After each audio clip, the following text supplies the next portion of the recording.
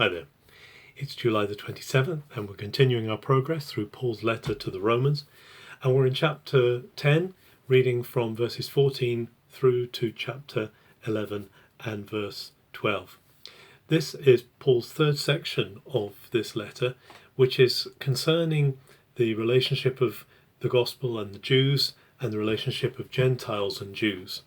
Paul has been saying that the relationship now, the basis of salvation is not in the law, but it's in Jesus and it's in grace, that the law has been pointing towards Jesus, and that now all who believe on the Lord can be saved. But then Paul asks this question: how are they going to believe unless they hear? Maybe Paul here is commending his own ministry because he stepped out of the Jewish confines to reach out to the Gentiles, because he believes that God is including the Gentiles, the non-Jews, in his love. And so he says, how are they going to hear if no one's spoken to them? How are they going to believe if they haven't heard the good news being offered to them? And so he also backs this up by quoting the Old Testament, saying that God's plan is for the sound of his good news to go out into the earth, quoting Isaiah, saying how beautiful are the feet of those who bring good news.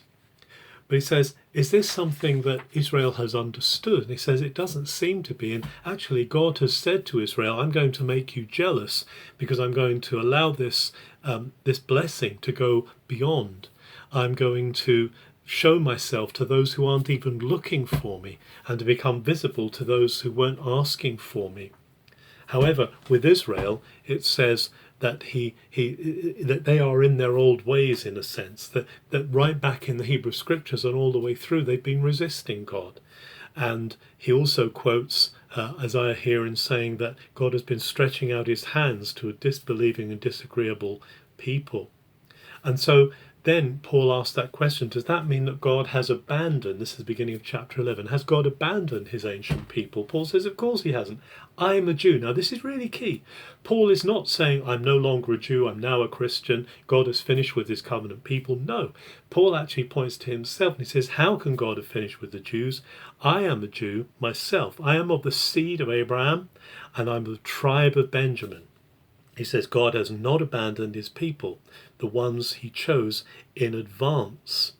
And here Paul enters into an interesting discussion here, an interesting phase in his argument, where he says that actually, as in the days of old, as in the days of Elijah, when Elijah thought that he was the only one left, God said, no, I still have people who believe in me, even though it looks as though there's no one left. And Paul uses this, what we call remnant theology, this idea that among Israel there are going to be those who do believe, who do entrust themselves to Jesus, and therefore God is going to save Israel through a remnant, through a number. Israel, after all, has been resisting what God has said for a long time, and again Paul quotes the Old Testament to show how they have been their eyes have been blinded, how they've become, their eyes have been darkened so they can't see.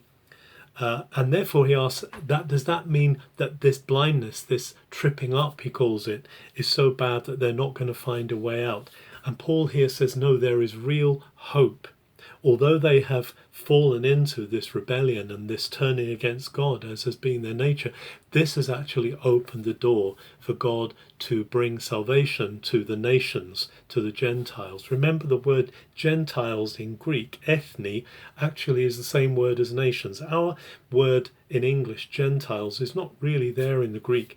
The word in the Greek is ethne, which means those apart from the Jewish nation, but also means the nations. So it means that God is reaching out to the nations beyond his original covenant people, because he wants to bring them in. And therefore, Paul says there's another stage to go. He says their rebellion has meant this opening of the door. Through Paul's ministry, it's meant the opening of the door for the nations to God's grace through faith in Israel's Messiah, Jesus.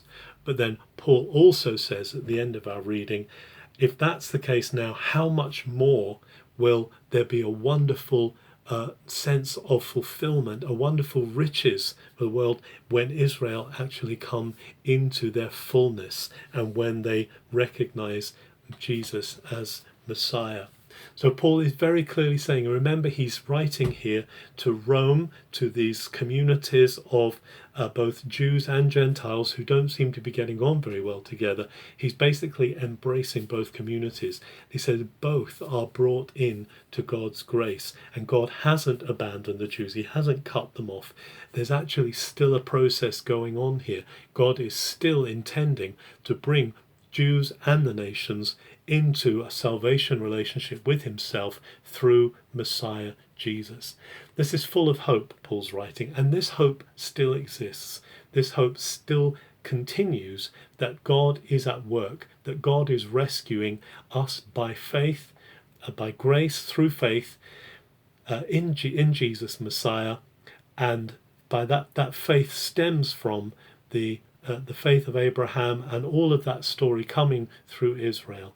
And one day there will be a coming together, a flowing together of Israel's story with the nations as Jesus, the Messiah, returns and claims his full people. Let us live in hope, and let us be continually praying for the nations, for Israel, for all men, women and children to come to know and to experience that fullness in Jesus as Messiah. Have a very good July 27th.